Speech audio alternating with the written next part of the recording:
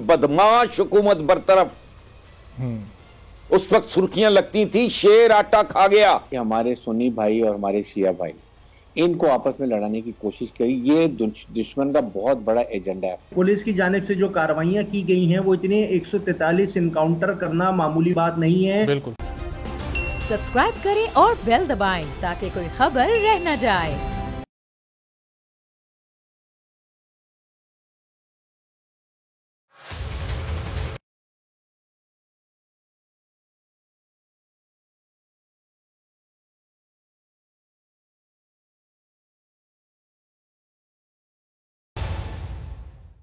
अस्सलाम वालेकुम, आप देख रहे हैं प्रोग्राम बस बहुत हो गया। मैं हूं अरबाब जहांगीर और मुल्क भर में इस वक्त सियासी मौसम खासा गर्म है। ऑपोजिशन एक बार फिर से वजीर आजम इमरान खान की हुकूमत को घर भेजने की तैयारियों में लगी हुई है। पीपल्स पार्टी का अवामी मार्च इस वक्त पंजाब में मौजूद है। इस्लामाबाद उसकी मंजिल है और अपनी मंजिल की जानिब इस वक्त वो रवा दवा है। बिलावल भुट्टो जरदारी कंटेनर से रोजाना वजीर आजम इमरान खान को वार्निंग्स दे रहे हैं, मुख्तलिफ ऑप्शंस दे रहे हैं। इस्लामाबाद पहुंचकर वो हुकूमत का तख्ता पलटने की बात कर रहे हैं और साथ ही ऑपोजिशन की दीगर जमातें अगले चंद रोज में वजीर आजम इमरान खान के खिलाफ अदम एतमाद की तहरीक कौमी असम्बली में पेश करने पर भी ऐसा महसूस हो रहा है कि तकरीबन मुत्तफिक हो गई हैं, लेकिन अभी तक कुछ मामला तय नहीं हो सके हैं। यह फैसला अभी तक नहीं हो पाया कि यह तहरीक कौन और कब पेश करेगा। अब यहां पर यह सवाल भी पैदा होता है कि अगर ऑपोजिशन जमातें वजीर आजम के खिलाफ तहरीक अदम एतमाद असम्बली में पेश कर देती हैं और मंजूर करवाने में भी कामयाब हो जाती हैं तो फिर उसके बाद क्या होगा? क्या उसके बाद नए इंतखाबात होंगे या फिर यही असम्बली अपनी मुद्दत पूरी करेगी? ऑपोजिशन की जानिब से वजीर आजम के लिए उम्मीदवार कौन होगा और बाकी मामलात कैसे तय किए जाएंगे? इन तमाम मामलात पर अभी तक ऑपोजिशन की जमातें शायद मुत्तफिक नहीं हो सकी हैं और इन्हीं तमाम सवालों के जवाब लेने के लिए इस वक्त हमारे साथ मौजूद हैं सीनियर तज्ज़ियाकार मिस्टर हसन निसार साहब। उनसे ज़रा इस पूरी सूरत हाल पर गुफ्तगू करते हैं कि आने वाले दिनों में सियासी मंजरनामा वो किस जानिब जाता देख रहे हैं। बहुत शुक्रिया सर हसन निसार साहब, आपने प्रोग्राम के लिए वक्त निकाला। तो हसन साहब, ये इस वक्त जो पूरी सूरत हाल है, पीपल्स पार्टी का लॉन्ग मार्च आप देखें पंजाब में दाखिल हो चुका है और अब ज़ाहिर है उसकी मंजिल इस्लामाबाद है। ये लॉन्ग मार्च हुकूमत पर प्रेशर क्रिएट करने में कामयाब हो रहा है? अदम एतमाद की ये लोग बात कर रहे हैं, ये ला सकेंगे नहीं ला सकेंगे? अगले 3-4 रोज में सियासी तौर पर क्या कुछ होने जा रहा है हसन निसार साहब? मेरा ख्याल है कुछ भी नहीं होने जा रहा है। ये ब्लफ कॉल हो जाएगा, ये बबल जो है बस्ट हो जाएगा। अब मैं तो इसको सीरियसली ले ही नहीं रहा, बल्कि मुझे उल्टा अफसोस है कि हम लोग इस पे बहुत ज़्यादा, हमारे चैनल्स, अखबार, कॉलम्स ऐसे इस पे वक्त ज़ाया कर रहे हैं। देखें, एक बड़ी विजडम वाली एक हिकायत है कि ऊंट के पीछे एक लूमड़ियों का गौल लग गया और फिर सहरा में भूखी प्यासी मर गई वो लूमड़ियां।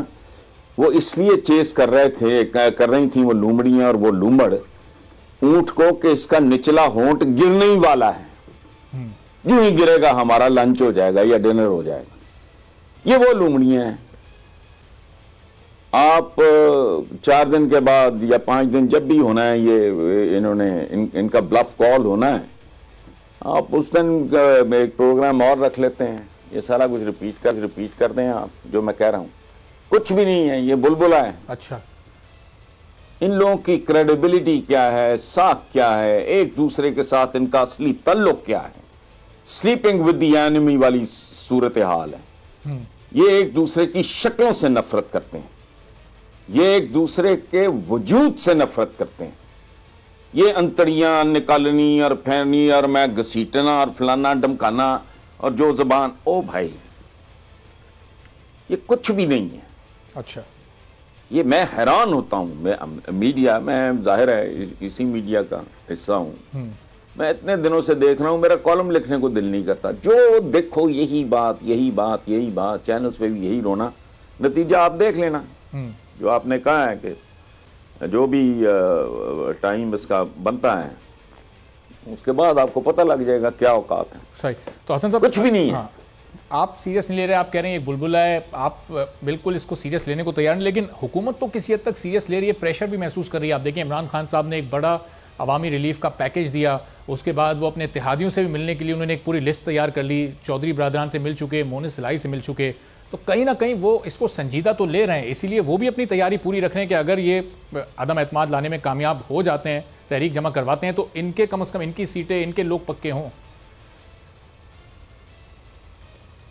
आप देखें, दुरुस्त बात कर रहे हैं, लेकिन ये एक कॉमन सेंस की बात है। प्रिएम्प्टिव मेजर्स लेना या पेशबंदी करना या ये है कि दुश्मन को कमज़ोर न समझना, ये कॉमन सेंस की बात है।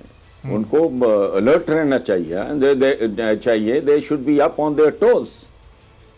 उनको रेड अलर्ट पे रहना चाहिए हर वक्त जब इस तरह के लोग मौजूद हों। देखें, इनकी डेस्परेशन अपनी इंतहाओं पे है। मुल्क की सूरत हाल इन्हीं लोगों की वजह से आज यहां पहुंची हुई है जहां पहुंची हुई है, और इनको शदीद तरीन खौफ यह है कि यह मुल्क अगर ट्रैक पे चढ़ाने में कामयाब हो गया इमरान खान नाम का आदमी, तो they will be doomed forever. इनकी सियासी कब्रों का भी पता नहीं चलेगा कि कहां हैं कहां नहीं है।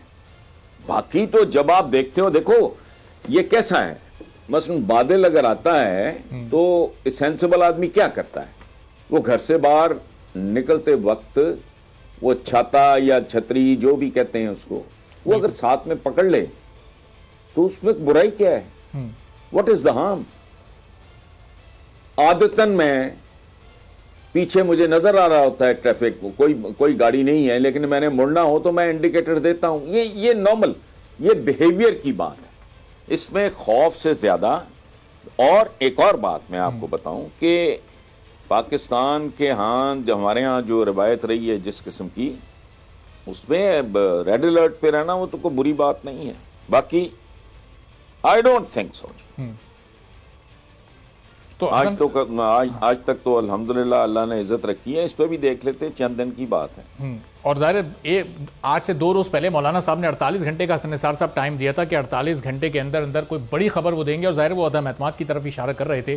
तो ये इस वक्त इत्तेहादियों का किरदार आप कैसे देख रहे हैं? अपोजिशन की तमाम जमातों ने काफ लीग से, MQM से मुलाकातें की हैं, और काफ लीग ने भी उनको मना नहीं किया है, उनको भी उम्मीद पे रखा हुआ है। इधर हुकूमत से ही मुलाकातें कर रहे हैं, हुकूमत के भी साथ हैं। इस वक्त इत्तेहादियों का किरदार आप क्या देख रहे हैं? ये दरअसल हुकूमत के साथ हैं या अपोजिशन की तरफ भी जा सकते हैं किसी मौके पर? देखें मेरे भाई, मेरे दोस्त, पूरा देखें, इन लोगों का माजी है ना, ये कोई अचानक तो नहीं टपके, ये कोई इंपोर्ट तो नहीं किया आपने। इन लोगों के माजी से आप वाकिफ नहीं है, मैं वाकिफ नहीं हूं। क्या ये वाकई एक दूसरे के दोस्त हैं? कुछ भी नहीं। ये समाए इक़्तिदार के किसी के दोस्त नहीं। वो इनके तो इत्तेहाद, ये वाला इत्तेहाद बनने के बाद भी ये एक दूसरे के बारे में जो जबान इस्तेमाल करते रहे हैं, खुदा की पनाह। अभी 3 दिन पहले, 2 दिन पहले मैं इनकी साहबजादी नवाज शरीफ साहब की, उनका मैं पढ़ रहा था, the kind of language she used 2 दिन पहले के अखबारों में, उसकी तरदीद भी नहीं आई। तो ये कहां के इत्तेहादी हैं यार? ये कोई सेकेंड वर्ल्ड वॉर के इत्तेहादी हैं? ये कोई दोस्त हैं? इनके करूरे मिलते हैं, इनके मकासद और टारगेट्स जो हैं वो मिलते हैं? कतई नहीं। ये एक म्यान में 3, 4, 5 जो जहरीली तलवारें ठोंसने की कोशिश की जा रही है, मुझे तो लॉजिकली नहीं लगता। पता नहीं, आई डोंट नो। ये बंदर बांट का खेल है लगे। और दूसरी बात, आप मुझे एक सवाल का जवाब दें। जो कुछ ये गंद घोल रहे हैं या जो भी ये सूरत हाल पैदा की हुई है इन्होंने, या ये फर्दर करेंगे, अगर ये कुछ ना करें तो क्या करें? वेले ये बैठ नहीं सकते, नींदें इनकी उड़ी हुई हैं, फ्रस्ट्रेशन, डेस्परेशन अपनी इंतहा पे है। आप मुझे बताएं, अगर वो एड़ियां भी ना रगड़ें, टकरें भी ना मारें, बड़कें भी ना मारें, तो क्या करें? मौलाना जाके इमामत शुरू कर दें, वो एक वैसे इंग्लैंड में बैठा है, क्या करें? ये 6 महीने में इनका नाम भूल जाते लोग, इनकी शक्लें भूल जाते। बिल्कुल। मतलब रोटी तो किसी तौर कमा खाए मच्छंदर वाली बात है। वो लगे हुए हैं, बस ठीक है, लगा रहने दें।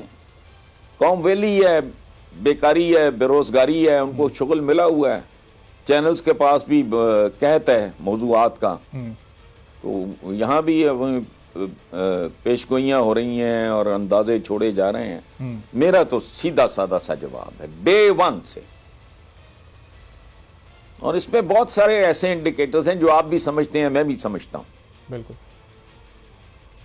लेकिन हसन साहब जो मुत्तहिद होकर ऑपोजिशन की तमाम जमातें इन लोगों ने करना है, ये जो तहरीकें चला रहे हैं, इसका फायदा तो बहरहाल इन्हें हो रहा है। आप देखें केपीके में जब इलेक्शन हुए बल्दियाती, मौलाना साहब की जमात को उसका फायदा हुआ।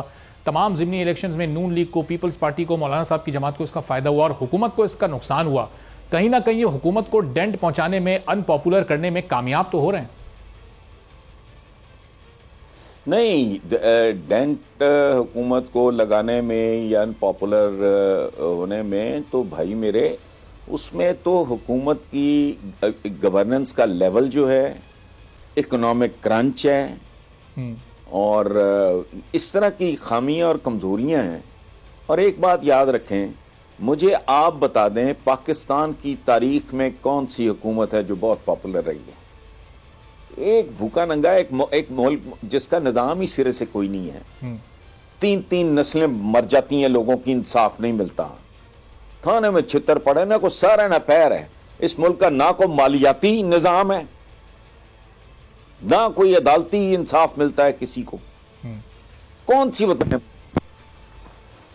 भुट्टो की गवर्नमेंट पॉपुलर थी, सवाए अयूब खान के, जिनको ये मार्शल लॉज कहते हैं, या परवेज मुशर्रफ साहब के आखिरी 1-2 साल निकाल के मुझे बताएं।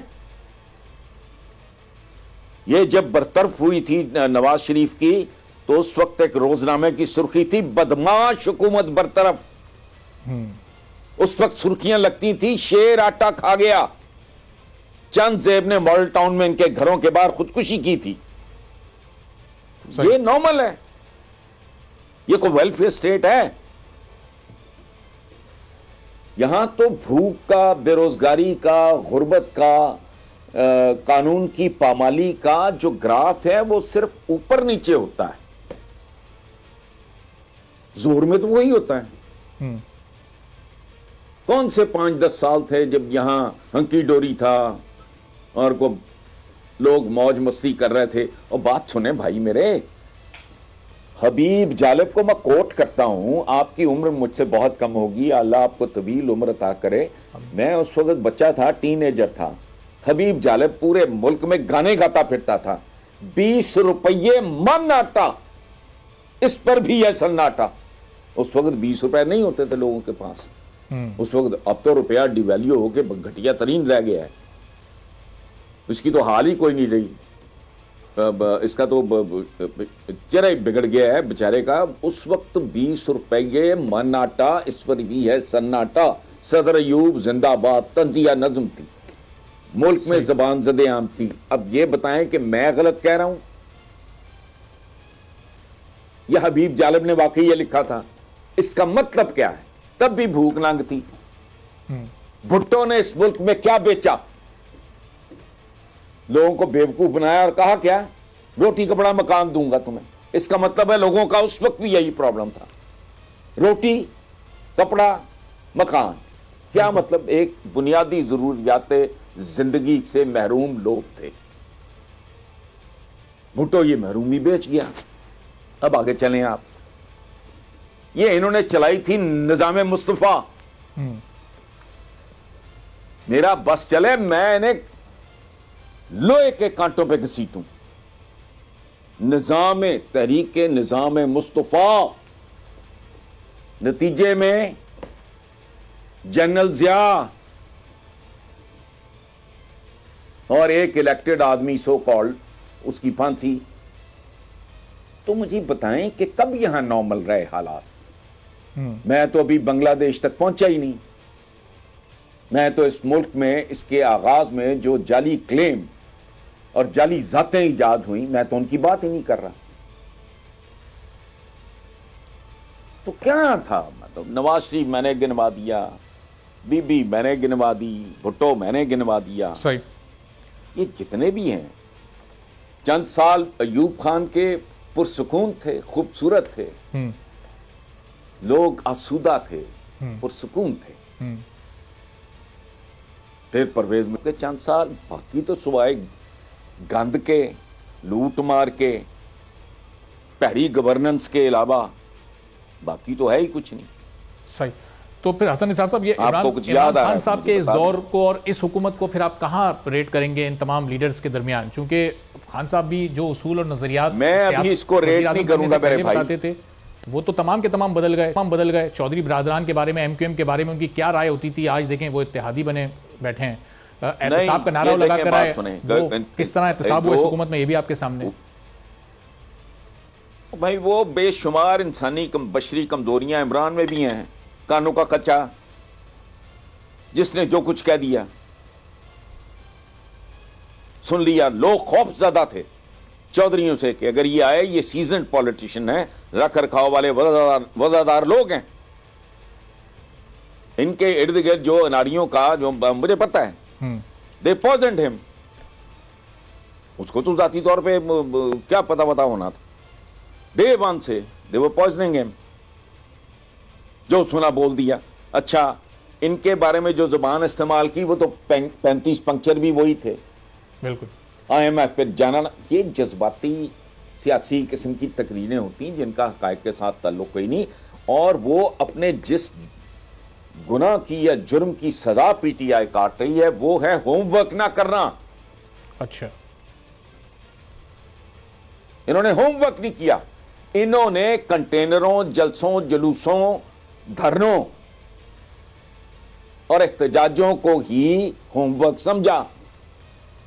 इनको ख्याल नहीं आया कि मुल्क कहां पहुंचा हुआ है और ये कांटों का बिस्तर है, इक्तदार नहीं है। उससे बड़ी गलती जब इक्तदार में आए शुरू हो गए फिर वही बातें। चाहिए था पहली तकरीर, इमरान ने पहली दफा अपनी ये लास्ट स्पीच में टच किए हैं चंद पॉइंट्स। पहली तकरीर जो थी बतौर प्राइम मिनिस्टर इमरान को बताना चाहिए था ये मुल्क किस हालत में खड़ा है। लोगों के रोंगटे खड़े हो जाते। वो कामयाबी से ये बता ही नहीं सके, वो नाकामी से भी नहीं बता सके। ये इनका सब्जेक्ट ही नहीं है, आज तक नहीं है। जिक्सॉ पजल होती है, देखें एक हाथी, वो टोटे बने हुए, आप टोटे बखेर दें, अरस्तू से भी पूछें कि ये क्या है, वो नहीं बता सकेगा। ये कम्युनिकेशन एक साइंस है। उनको जोड़ के रख दो, लोगों को पता लग जाए, बच्चा भी बता देगा ये हाथी है। ये कभी टुटे पजे तरीके से, कभी इधर से बात को छोड़ देते हैं, कभी इधर से छोड़ देते हैं, कभी इधर से, सब इकट्ठा करके सामने रखते फैक्ट शीट कि जिस दिन PTI इक्तदार में आई है ये मुल्क कहां खड़ा था और जहां खड़ा था उसकी रिपरकशंस क्या होनी थी।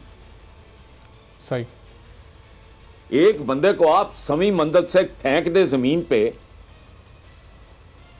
तो जाहिर है 1 सेकंड में तो नहीं, वो आते आते टाइम लगेगा ना, लेकिन फेट तो उसका लिखा हुआ है कि उसकी हड्डी बोटी नहीं मिलेगी जब वो जमीन पे गिरेगा। तो भाई ये इनके अपने फेलियर्स हैं, हालात जो इन्हें मिले। मैं इनको अभी रेट ही नहीं करता। सही। ये मुल्क के पुराने, इसके मुसामों में घुसे हुए पुराने तीर जहरीले वो निकलेंगे। वो निकल रहे हैं, चीखें बुलंद हो रही हैं। फिर जहां से तीर निकलेगा वहां गर्म लोहे से दागा जाएगा, फिर चीखें बुलंद होंगी। ये मुल्क न्यूट्रल हालत में आ जाए, फिर ये क्या करते हैं, फिर आप भी इनका गिरेबान पकड़ने में हक बजाना। वो मैं तो जो करूंगा सो करूंगा ही, और हमेशा किया है। सही। अब ज़ाहिर हसन निसार साहब, जो इस वक्त आज पेशावर में एक इंतहाई अफसोसनाक वाक़या पेश आया। एक तरफ अपोजिशन का लॉन्ग मार्च चल रहा है, ऑस्ट्रेलियन टीम 24 साल बाद पाकिस्तान आई है, और एक ये जो बम धमाका हो गया इसमें दर्जनों लोग अपनी जान से चले गए। अब इस वक्त इस हुकूमत पर कितनी बड़ी जिम्मेदारी बनती है कि अपोजिशन के उस लॉन्ग मार्च को भी महफूज तरीके से इस्लामाबाद पहुँचाया जाए, ऑस्ट्रेलिया का दौरा भी मुकम्मल सिक्योरिटी के साथ और बेहतर तरीके से हुआ जाए, और फिर जो दहशत गर्द इक्का दुक्का ये सर उठा रहे हैं, इक्का दुक्का ऐसे वाक़यात हो रहे हैं, इनका भी कला खमा किया जाए। कितनी भारी जिम्मेदारी इस वक्त इस हुकूमत पर है सिक्योरिटी को मुनज़्ज़म तरीके से चलाने की? देखें आप, सिक्योरिटी से लेके इकोनॉमी तक, इस मुल्क की मोरालिटी तक, इस मुल्क के अवाम, कोई एक जिम्मेदारी, बड़ी दलेरी है या बड़ी ढिठाई है, मेरे से हलफ ले लें, I swear upon my honour, मेरे हाथ जोड़ के को कहे कि ये मुल्क टेक ओवर कर लो। मुझे तो बचपन से स्कूल, कॉलेज, यूनिवर्सिटी, सियासत में मैं वैसे ही मुतनफ़र हूं। मैं मिसाल के लिए मैं हाथ ना लगाऊं। एक शेर है, दीवारे खस्तगी हूं मुझे हाथ मत लगा, मैं गिर पड़ूंगा देख सहारा न दे मुझे। सही। ये तो बड़ी मैं दीदा दलेरी की आखिरी इंतहा है कि आप इस तरह की जिम्मेदारी ले लो। सही, चले बहुत बहुत शुक्रिया। मेरा ख्याल है इनको अगर वाकई पता होता कि मुल्क का क्या हाल है तो शायद ये ना लेते जिम्मेदारी। बहुत बहुत शुक्रिया हसन निसार साहब, सीनियर इक़्तिदार के हमारे साथ करीब से भी मौजूद थे और कह रहे थे कि इस हुकूमत को बहुत बुरे हाल में मिला और इन्हें वाकई अगर ज़मीनी हक़ाइक़ का इल्म होता तो शायद ये जिम्मेदारी लेते ही नहीं। एक ब्रेक लेंगे, ब्रेक के बाद वापस आएंगे, मजीद गुफ्तगू।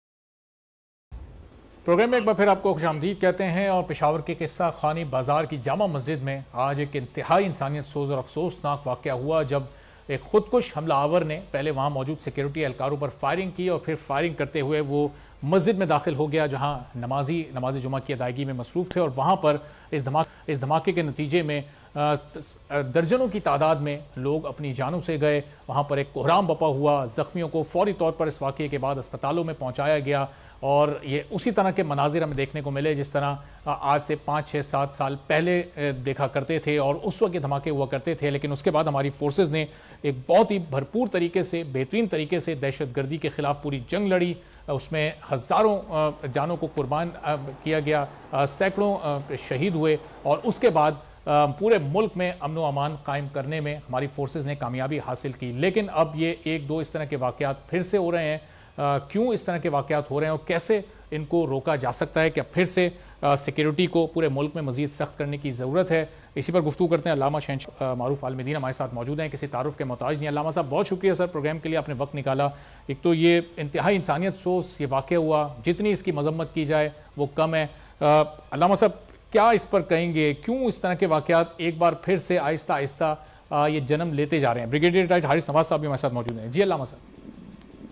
बिस्मिल्लाहिर्रहमानिर्रहीम, इन्ना लिल्लाहि व इन्ना इलैहि राजिऊन। मैं पहले तो वारिसों से, शहदा के खानवादों से, आपके तवस्सुत से आपका शुक्रिया अदा करते हुए कि आपने मौका दिया, उनसे ताज़ियत पेश करूंगा, उन्हें मुबारकबाद भी दूंगा कि उनके घर में शहादत का दरवाज़ा खुला है और मजम्मत करूंगा उन दहशतगर्दों के हवाले से जिन्होंने ये नापाक अमल अंजाम दिया है। और फिर बात तो भाई इतनी सी है कि पाकिस्तान एक अरसे से इन मसाइल का सामना कर रहा है। हमारी ये वाली बातें पुरानी हो गई कि हम जो है वो बैरूनी अनासिर हैं और साहब दहशतगर्द हैं और फलां हैं। हमारा पहला सवाल तो पाकिस्तानी हुकूमत से और रियासत से ये है कि इतने बड़े बड़े सानेहात इस मुल्क में हुए, शिया मारे गए, देवबंदी मारे गए, सुन्नी मारे गए, ईसाइयों के मराकज़ को पर हमला हुआ, हिंदुओं के साथ। तो इस मुल्क में जब ये वाक़यात गुजरते हैं तो जो तहकीकाती रिपोर्ट्स होती हैं वो सामने क्यों नहीं आती? वो क्यों नहीं बताया जाता कि सहूलतकार कौन है, ये लोग कौन थे? और फिर बताया चले आप हमें इस काबिल नहीं समझते पाकिस्तानी शहरियों को कि आप बताएं, मैं हुकूमत और रियासत से बात कर रहा हूँ, हमें बताएं, हमें इस काबिल नहीं समझते तो कम से कम खुद ही उनको सजाएं तो कम से कम दें। सही। हमारे मुल्क में जब तक सजा का निज़ाम मजबूत नहीं होगा और अदालती निज़ाम हमारे यहाँ मजबूत नहीं होगा और फिर उस पर अमलदारी नहीं होगी, ये भाई होता रहेगा। आप और मैं भी कल अपने लिए तैयारी करें, किसी भी साने हादसे में मेरा नंबर आने वाला है, आपका भी नंबर आने वाला है। तो ये तो अजीब सा माहौल है इस मुल्क के अंदर। मैं पेशावर के IG साहब से भी और जनरल फैज साहब भी वहीं पर हैं, उनसे मैं सवाल कर रहा हूँ, मैं अपना कह लीजिए कि अभी एक इल्तिजा और इल्तिमास कर रहा हूँ कि खुदा के वास्ते अब इस सानहे को आप बिल्कुल और सानहा की तरह दाखिल दफ्तर ना कर दीजिएगा। हमें रिपोर्ट्स चाहिए, हमें इसका नतीजा चाहिए, हमें बताया जाए कि ये कौन लोग थे, कहाँ से आए थे। ये वाली बातें कि साहब ये हकीकत है, मगर ये वाली बातों से इन शहीदों के वारिसों के मरहम नहीं रखे जा सकेंगे और इनको तसल्ली नहीं मिलेगी कि पाकिस्तान चेंज ऑफ लॉ की तरफ अल्लामा जा रहा साहब, है। बिल्कुल आपका जो पाकिस्तान- मुतालबा वो बड़ा ही वजह और जायज़ है कि ज़ाहिर है हुकूमत और रियासत से फिर सवाल तो इस तरह के वाक़यात के बाद बनता है। मैं आपकी तरफ जरा वापस भी आता हूँ। तो ब्रिगेडियर हारिस नवाज साहब, ज़ाहिर है हुकूमत और रियासत से ही सवाल करेंगे, जिनके प्यारे चले गए वो किसके पास जाएं। फिर ज़ाहिर है वो आखिरी उम्मीद यही होती है कि कम से कम जिम्मेदारों को कैफर किरदार तक पहुंचाया जाए, उन्हें सख्त सजाएं दी जाएं। तो जाने वाला वापस तो नहीं आ सकता, लेकिन एक राहत वक्ती मिल जाती है कि चलें इंसाफ तो हो गया। जी इसमें बात यह है कि वी मस्ट अंडरस्टैंड जी हारिस कि साहब। इसमें हारिस साहब, आपको आवाज आ रही है मेरी? जी मुझे आ रही है। मैं बोल रहा था, इसलिए वो मुफ्ती साहब बोले थे, मैं इसलिए चुप कर अच्छा, गया था। जी नहीं, आप लेकिन बात इसमें तीन चार बड़ी अहम बातें हैं कि फौज अपना काम पूरा करती है, इस पर एजेंसीज भी लगी हुई हैं, लेकिन पूरी सोसाइटी का काम है ये, और पाकिस्तानी कौम की भी जिम्मेदारी है, और फिर हमारे जो मदारिस के उलमाए कराम हैं उनकी बहुत बड़ी जिम्मेदारी है कि बच्चों को तालीम में क्या बताना है, इस्लाम का क्या जो एक बहुत अच्छा इमेज है वो कैसे उनको पढ़ाना है। उसमें ये जरूर बताना है कि जी एक अगर इंसानियत का कत्ल होता है किसी भी इंसान का, तो वो पूरी इंसानियत का कत्ल होता है, ये बताने की बात है। और रहा बात उसके सजा की, तो वो हमारे कोर्ट्स में बहुत प्रॉब्लम है। इतने बड़े दहशतगर्द, इवन साने APS के दहशतगर्दों को भी पेशावर कोर्ट ने छोड़ दिया। ये हमें अपनी जाहिर है कि इनको भी बहुत ज़्यादा ज़रूरत है कि इनको अच्छे तरीके से प्रोसिक्यूशन अच्छी हो और फिर स्पीडी फैसले किए जाएं। इसलिए पहले शुरू में 2 साल मिलिट्री कोर्ट्स बनाए गए थे और बहुत ज़्यादा लोगों को सजाएं हुई थी और उनको एग्जीक्यूशन भी की गई थी। एक तो ये, सेकंड ये बात है कि साथ ही साथ कोई हमें डाउट नहीं है कि इसमें इंडिया और उसके साथ जो दूसरे ममालिक हैं वो पाकिस्तान में किसी हालत में नहीं चाहते कि अमन हो। आपके सामने ऑस्ट्रेलिया की टीम 24 साल के बाद आई है, ये वहां पर धमाका उस वक्त किया गया है। इससे पहले अगर आपको याद हो कि अभी 23 मार्च की परेड होने वाली है, फिर OIC के तबाब सरबराह मुमलिकत यहाँ पर आ रही है, एक बहुत बड़ी समिट हो रही है, उसको आप देख लें, सारी चीज़ों को देखें तो पाकिस्तान का एक जो सॉफ्ट इमेज है उसको ख़राब किया जाता है और ये शो किया जाता है कि पाकिस्तान में इंतहा पसंदी इंतहा से ज़्यादा है, ये एक्सट्रीमिज्म बहुत ज़्यादा है और कोई भी जगह सेफ नहीं, इवन नॉट हमारे न्यूक्लियर वेपन। ये एनिमी का नैरेटिव है, इसको लेके वो चलते हैं और हमारे कुछ नासमझ सियासतदान भी इसकी उन्हीं नैरेटिव को लेके चलते हैं। चाहे वो लाहौर का इंसिडेंट, हाफिज उनका जो एक हुआ था लाहौर में हादसा, उसमें आप देख लें, या यहाँ पर कराची में। लेकिन हाई साहब, जाहिर है कि वो जो भी नैरेटिव अपना उसको बढ़ावा देना चाहते हैं, लेकिन उस नैरेटिव पर रोक तो एक हुकूमत नहीं लगानी है ना, जाहिर है उसके खिलाफ उसको नाकाम तो हुकूमत नहीं करना है। अब अल्लामा साहब, जाहिर है हारिस साहब का पॉइंट बड़ा वैलिड है कि तमाम स्टेक होल्डर्स को इसमें बैठना पड़ेगा, उसमें फिर उलमाए कराम भी शामिल हों, उसमें फिर हमारी फोर्सेस के लोग भी शामिल हों, उसमें पॉलिटिशियंस भी शामिल हों, उसमें सिविल सोसाइटी भी शामिल हो, तभी फिर इस तरह के वाकयात की रोकथाम की जा सकती है। अल्लामा साहब, तो आप एग्री करते हैं हारिस साहब से? बात सही है। इस केस को अब बस आखिरी केस बनाइए, क्योंकि इस मुल्क में मैं समझता हूँ कि हमारा खून जरा निस्बतन ज्यादा आसान लगता है लोगों को और बहुत जल्दी शिया बिरादरी को जल्दी निशाना बनाया जाता है। अभी कोयटा का सान्या पुराना नहीं हुआ जो कोयटा में हुआ वाकया, और अब ये दोबारा सान्या हो गया। मुसलसल इस मुल्क में अगर दहशतगर्दी रुकी है तो बस जो नहीं रुकी वो हमारे लिए नहीं रुकी। तो ये अगर मैं गलत कह रहा हूँ तो इसको साबित कीजिए कि मैं गलत कह रहा हूँ, यानी हुकूमत साबित करे कि ये शहनशाह हुसैन नकवी गलत कह रहे हैं। तो वो जब साबित होगा कि जब आप रोकेंगे और रुकेगा जब आप जो है वो इनको सजाएं देंगे, बरमला करेंगे, लोगों को सामने लाएंगे। तो बैठे, हम तो हमेशा बैठते हैं, बैठेंगे, जब आप बुलाएंगे हम बैठने के लिए तैयार हैं। हमसे मुराद हमारी क़यादत है, हमारी शख्सियात हैं, हमारे मजहबी इदारे हैं। मैं तो एक खतीब हूँ, अवाम मुझसे पूछती है, मैं बड़े बड़े जलसों से खिताब करता हूँ, बड़ी बड़ी मजलिसों से, तो हमसे लोग पूछते हैं हम क्या जवाब दें लोगों को।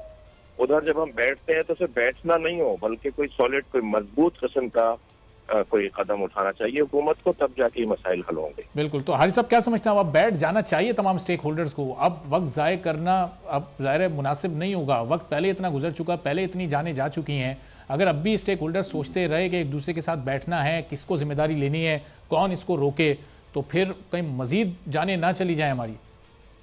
देखें अरबाब, बात यह इसमें वी मस्ट अंडरस्टैंड कि एक तो यह कि नेशनल एक्शन प्लान पे क्यों अमल नहीं होता, जिसमें था जुडिशल रिफॉर्म्स, जिसमें पुलिस रिफॉर्म्स, जिसमें मदरसा reform, so many reforms are there, और वो तमाम स्टेक होल्डर से बामी मुशावरत है। अगर उलमाए कराम मदरसों में उनकी ज़ाहिर है कि वो दे हैव मोर नॉलेज, तो उनकी मर्जी के मुताबिक अच्छे तरीके से ऐसे रिफॉर्म्स किए जाएं कि उनको दीनी सब रुकावट क्या है नेशनल एक्शन प्लान पर अमल दरामद होने में? कहाँ रुकावट आती है? कौन सा स्टेक होल्डर? रुकावट यही पॉलिटिकल इशू है। नेक्टा मुझे बताइए ना क्यों फाल नहीं किया गया? जहां पर तमाम इंफॉर्मेशन आती है, कलेक्ट होती है, फिर एग्जीक्यूशन की जाती है, वहां भी नहीं किया। ये इट इज ऑल पोलिटिकल गेमिक्री जो की जाती है। सेकंड, इसके साथ इस वक्त सबसे बड़ी साजिश है, यकीन करें, वो ये है कि हमारे सुन्नी भाई और हमारे शिया भाई इनको आपस में लड़ाने की कोशिश करी। ये दुश्मन का बहुत बड़ा एजेंडा है। इसमें हमारे उलमा कराम की बहुत बड़ी जिम्मेदारी, जैसे मुफ्ती साहब बिल्कुल ठीक बात कर रहे हैं और वो समझते भी हैं। इसी तरह तमाम को बैठ के एक लाएमल बनाएं, उसको देखेंगे कौन क्या करना चाहता है, मुल्क को कैसे नुकसान पहुंचाना चाहता है। हमने बहुत प्रॉक्सीज लड़ी हैं, पहले सऊदी अरब की और ईरान की। अब हमने अपने मुल्क के लिए काम करना है, हमने मुल्क में रहना है, हमारे बच्चों ने मुल्क के लिए तमाम स्टेक होल्डर्स को एक होकर बैठना पड़ेगा, सोचना पड़ेगा। इस तरह के वाकयात की रोकथाम अब बहुत जरूरी है, वक्त का तकाजा भी यही। बहुत बहुत शुक्रिया ब्रिगेडियर रिटायर्ड हारिस नवाज साहब, अल्लामा शहनशाह हुसैन नकवी साहब, आप दोनों मौजूद थे। सुनिए, एक ब्रेक लेते हैं। ब्रेक के बाद जब वापस आएंगे तो कराची में स्ट्रीट क्राइम रोजाना की बुनियाद पर बढ़ता जा रहा है। पूरे शहर की किसी भी सड़क पर कोई पैदल चलने वाला इस वक्त महफूज नहीं है। इसको कैसे हम महफूज बना सकते हैं? सिंध हुकूमत कहाँ इस सिलसिले में लैग कर रही है? एक ब्रेक के बाद इस पर मजीद बात करेंगे।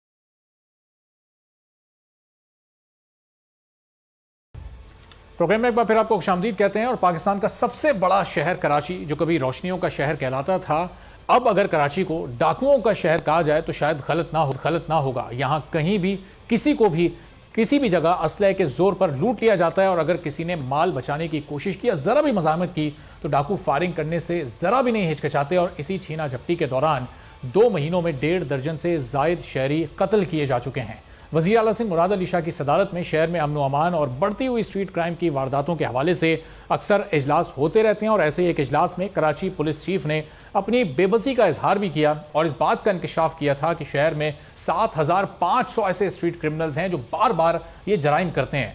ये 7,500 क्रिमिनल्स या तो बेल पर हैं या फिर मफरूर हैं। पुलिस इन्हें पकड़ने में मुकम्मल बेबस है। कराची में रवा साल के इब्तिदाई 2 माह में चोरी और छीना झपटी की 13,000 से जायद वारदातें हो चुकी हैं और इन वारदातों में शहरी लाखों रुपए की कीमती अशिया से भी महरूम हो चुके हैं। अब कराची में जनवरी के महीने में चोरी और छीना झपटी की 7,026 वारदातें हुई। 2,499 शहरियों से मोबाइल फोन छीने गए, जबकि 419 मोटरसाइकिलें छीनी गई और 3,908 चोरी की गई। इसी तरह 16 गाड़ियां भी छीनी गई और 184 चोरी भी की गई। और फरवरी में चोरी और छीना झपटी की 6,378 वारदातें हुई, जबकि ये यौमिया 227 शहरियों को कीमती मोबाइल फ़ोन, मोटरसाइकिलों और गाड़ियों से भी महरूम किया जा रहा है। तो ये जाहिर है इससे वो फैक्ट्स एंड फिगर्स हैं जो कि रिपोर्टेड हैं, जबकि कई ऐसे वाकयात भी होते हैं जिनको रिपोर्ट नहीं किया जाता, तो उनको मिलाकर इनकी तादाद कई गुना बढ़ भी सकती है। शोएब बर्नी डिप्टी ब्यूरो चीफ कराची बोल न्यूज़ हैं, अहमद चनाई साहब साबिक CPLC चीफ मौजूद हैं। इन दोनों मौजूद शख्सियात से जानेंगे कि अब इन वाकयात की रोकथाम कैसे हो सकती है, सिंध हुकूमत क्यों मुकम्मल इसमें नाकाम है। शोएब, पहले तो ये आदादो शुमार ज़रा आप और ऐड कर दीजिएगा, चूंकि ये जो मैंने बताया तो सिर्फ रिपोर्टेड हैं। अगर इसमें और मजीद जो अनरिपोर्टेड वारदातें भी होती हैं उनको भी शामिल कर लिया जाए तो ये किस हद तक खतरनाक और संगीन हालात हैं इस वक्त हमारे शहर में? जी अरबाब साहब, जैसे आपने बताया कि 2 माह के दौरान 13,000 से जायद, ये तो वो वाकयात हैं जो पुलिस में रिपोर्ट हैं। अगर अनरिपोर्टेड मिला लिए जाएं तो ये कम से कम डबल फिगर बन जाएगा, यानी कि ये 26,000 से जायद के आदादोशुमार होंगे। क्योंकि मोबाइल फ़ोन छीनने के लोग वाकयात रिपोर्ट नहीं करते। बहुत से लोगों के मोबाइल फ़ोन चोरी हो जाते हैं, कहीं बाज़ारों में जेब में से निकाल लिए जाते हैं। वो भी अमूमन वो लोग अगर सस्ता मोबाइल होता है तो रिपोर्ट नहीं करते, सिर्फ उसको IMEI ब्लॉक करवा देते हैं और उसके बाद पुलिस से कोई राब्ता नहीं रखते। उसकी बुनियादी वजह वही है कि थाना कल्चर ऐसा है कि अगर थाने जाएंगे तो वहाँ भी पैसे देने पड़ेंगे, मोबाइल फ़ोन की चोरी से ज़्यादा खर्चा वहाँ पे आ जाता है। और पहले सबसे बड़ा मसला ये है कि थाने वाले रिपोर्ट FIR काटने को तैयार नहीं होते। अगर कराची में किसी की गाड़ी छीन जाए तो 10 दिन तक तो उसकी भी एफआईआर नहीं कटती। मोटरसाइकिल छिन जाए तो पुलिस वाले टामकटोली से काम करते हैं और कहते हैं कि आप कल आ जाएं, परसों आ जाएं, 2 दिन बाद आ जाएं, 3 दिन बाद आ जाएं, और एसएचओ किसी सूरत एफआईआर काटने नहीं देता। एसएचओ एफआईआर इसलिए थानों में नहीं कटने देते क्योंकि उनके थानों का रिकॉर्ड खराब होगा, अगर ज्यादा क्राइम रिपोर्ट होगा तो उनको तब्दील किया जाएगा। ऐसी ही सूरत हाल है। लेकिन इस वक्त जनवरी और फरवरी की अगर हमसे बात करें तो 143 पुलिस मुकाबले हुए हैं इन 2 माह के दौरान, और इनके दौरान 147 मुल्जिमान इनकाउंटर्स में जख्मी भी हुए हैं सिर्फ कराची शहर में। तो इससे आप अंदाजा लगाएं कि इस वक्त क्राइम की सूरत हाल कहाँ खड़ी हुई है कि पुलिस की जानिब से जो कार्रवाइयां की गई हैं वो इतने 143 इनकाउंटर करना मामूली बात नहीं है। ये मैं आपको बता रहा हूँ जनवरी और फरवरी के 2 महीने के दौरान। लेकिन असल मसला ये है कि जो 7,500 मुल्जिमान स्ट्रीट क्राइम की वारदातों में या मुख्तलिफ जराइम में गिरफ्तार होकर जेलों तक जाते हैं, वो चंद ही दिनों में जमानत पे रिहा हो जाते हैं और फिर दोबारा क्राइम की वारदातें करते हैं। और शुएब, ज़ाहिर है ये कि इतने बड़ी तादाद में इनकाउंटर करने के बाद भी अगर ये वारदातें कम नहीं हो रही तो फिर सिंध हुकूमत के पास क्या पॉलिसी कोई ऐसी नहीं है, क्या हिकमत अमली को ऐसी तरतीब नहीं दे पा रहा है? अहमद चनाई साहब, ये जो ट्रेंड चल पड़ा है अब तो आप देखें कोई मामूली सी मज़ाहमत करता है और उसको बिल्कुल स्ट्रेट फायर कर दिया जाता है। जान लेना बहुत ही आसान हो गया है कराची शहर में। ये इन हालात में पुलिस इनकाउंटर्स कर रही है, जिन लोगों को गिरफ्तार किया जाता है जाहिर है वो छूट जाते हैं, प्रोसिक्यूशन बहुत कमज़ोर होती है, अदालती निज़ाम सबके सामने है। क्या किया जाए फिर? ये इनकाउंटर्स करना ही इसका इस मसले का हल है? क्या इसी तरह से रोकथाम मुमकिन है? बहुत बहुत शुक्रिया। देखिए, तो किसी तरह नहीं है कि कानून को अपने हाथ में ले लें और मारवाई अदालत खत्म होते रहें। इसका रास्ता यही है, मैं समझता हूँ कि गिरफ्तारियां हों, भरपूर गिरफ्तारियां हों, और फिर प्रोसिक्यूशन हमारा इतना मजबूत हो कि उनको सजा मिले। होता यही है कि सजाएं मिलती नहीं है, शायद कन्विक्शन रेट स्ट्रीट क्राइम का 5% भी नहीं है, मैं कहता हूँ 3% भी नहीं है। और उसके साथ अब जब उनको ये पता होता है कि 95% से ज्यादा इम्कान है कि वो छूट जाएंगे, तो ये बार बार वारदातें करते हैं। अभी पिछले दिनों जो लोग पकड़े गए उनके इकबाली बयान जब लिए गए तो उन्होंने इंकशाफ किया कि हमने तो हजारों की तादाद में मोबाइल सुने हैं, ब्ला ब्ला ब्ला। तो ये सारा मैं समझता हूँ कि एक वीक प्रोसिक्यूशन की तरफ जो है वो निशानदेही भी है। और इसके बाद हमारा पुलिस का निज़ाम जिसमें एसएचओ लेवल पे और फिर आईओ के लेवल पे जो केस बनता है वो इतना कमजोर बनता है कि ना फिर प्रोसिक्यूशन कुछ कर सकता है ना अदालतें कुछ कर सकती हैं। इसके बाद हमारा जो एक फरसुदा निज़ाम है गवाही का, वो इतनी दफ़ा गवाहान को आना पड़ता है कि आखिर में वो अपनी गवाही से मुकर जाते हैं। तो ये सारी चीज़ें हमने, मैं समझता हूँ, कलेक्टिवली बैठ के सोचना पड़ेगा। आजकल तो यूँ लगता है जैसे तमाम क्रिमिनल जो हैं वो हमारी लॉ एनफोर्समेंट एजेंसीज के सामने नज़र हो गए हैं और एक जंग की सूरत हाल अख्तियार कर गए हैं कि मारो, कितने मारोगे, हम तो आगे आएंगे और हम तो जो है वो ये वारदातें करेंगे। अब इस एटीट्यूड के साथ जो है जाहिर है फिर नुकसान भी हो सकता है, दोनों साइड का गोलियां भी चल सकती हैं, फिर हम उसको मारवाई अदालत कत्ल का नाम भी दे देंगे। मैं ये समझता हूँ कि वक्त ये आ गया है कि तमाम स्टेक होल्डर्स बशमूल लॉ एनफोर्समेंट एजेंसीज जिसमें पुलिस, रेंजर्स और दूसरे इदारे शामिल हैं, सिविल सोसाइटी जिसमें सीपीएलसी और हमारे जैसे लोग शामिल हैं, इसके बाद जुडिशरी और इसके बाद ब्यूरोक्रेसी और फिर सियासतदान, ये 7 मैं समझता हूँ जो पिलर्स हैं हमारे, वो बैठकर इसका हल निकालने की बात करें, जुडिशरी अपना ताउन देने की बात करे। तो चनाई साहब, ये अभी तक ये तमाम स्टेक होल्डर्स बैठकर इसका हल क्यों नहीं निकाल पा रहे? कोई हाई प्रोफाइल केस होता है जो मीडिया पर रिपोर्ट हो जाता है, जिसकी ब्रेकिंग न्यूज चल जाती है, या मीडिया से जिसका ताल्लुक होता है वो तो अपने मंतकी अंजाम तक फिर भी पहुंच जाता है, लेकिन जो आम लोगों के साथ हो रहा है, सड़कों पर जिस तरह से आम लोगों को लूटा जा रहा है या उनकी जानें ली जा रही हैं, उनके केसेस तो फिर 2-4 रोज चलने के बाद बिल्कुल खत्म हो जाते हैं, उनको तो कोई फॉलो अप नहीं कर रहा होता।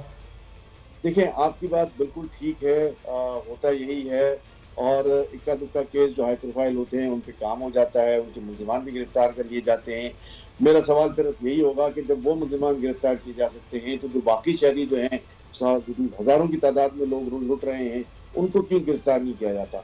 मैंने बरमला ये कहा था और आज भी मैं कहता हूँ कि हमारे इलाके के एसएचओज जो हैं उनको अच्छी तरह पता होता है कि उनके इलाके में कौन से क्रिमिनल्स ऑपरेट कर रहे हैं, कैसे कर रहे हैं और कब कर रहे हैं।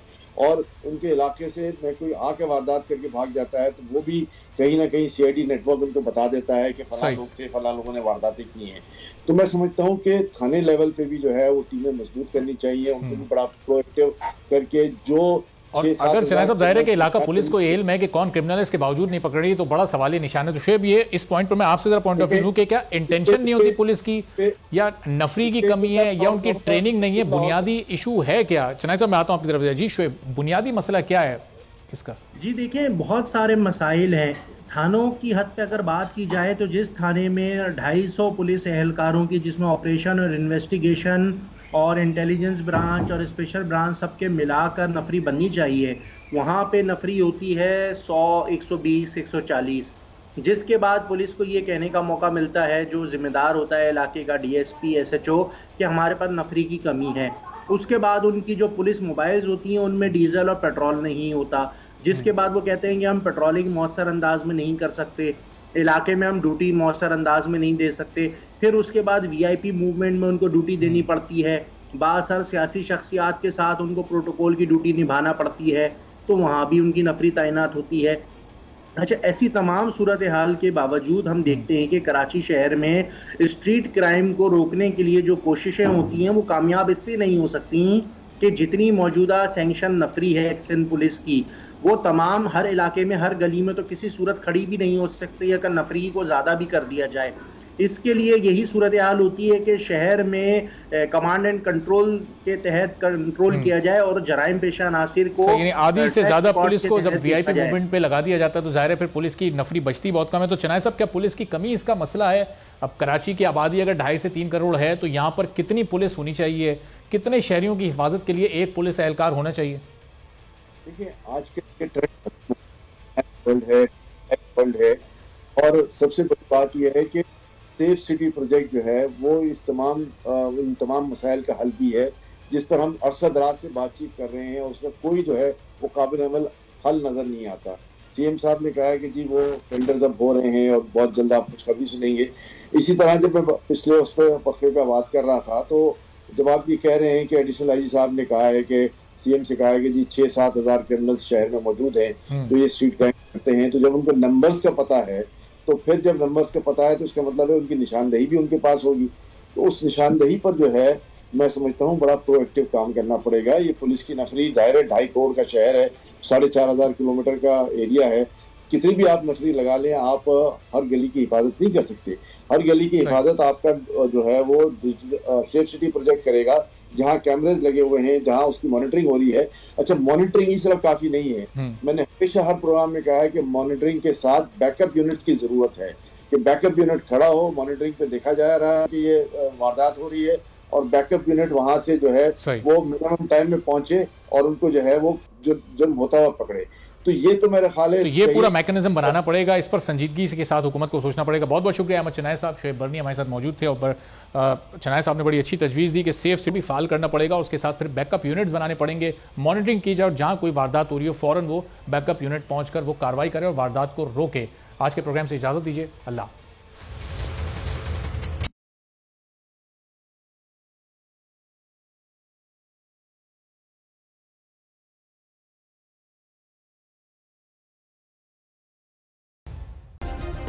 सब्सक्राइब करें और बेल दबाएं ताकि कोई खबर रह न जाए।